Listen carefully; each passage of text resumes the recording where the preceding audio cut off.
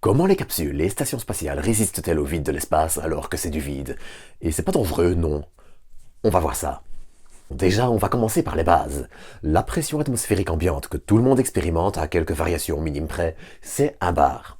Et c'est important pour la suite, car on pourrait être tenté de se dire que le vide spatial, pour le matériel qu'on y envoie, et surtout quand il y a des humains à bord, c'est dangereux et c'est assez extrême. Sauf qu'il y a une autre analogie qu'on peut faire. Si vous faites de la plongée et descendez 10 mètres sous l'eau, vous serez à peu près 2 bars de pression. Rappelons d'ailleurs que le record de plongée en apnée, c'est à peu près 122 mètres. Eh bien, c'est là que l'analogie devient intéressante.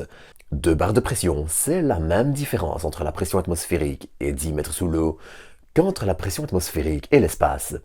Alors bien sûr, dans le cas de l'espace, c'est du vide, ça aspire tout vers l'extérieur, au lieu de tout compresser vers l'intérieur. C'est embêtant bien sûr, vous ne pourriez par exemple pas retenir votre souffle dans l'espace, on n'a pas les muscles pour, mais ce n'est pas non plus extrême. Du coup, eh bien, des fuites dans des capsules et des stations spatiales, il y en a déjà eu, mais descendre littéralement 100 mètres sous l'eau, ça demande une meilleure structure que d'aller dans l'espace. Voilà, maintenant, vous savez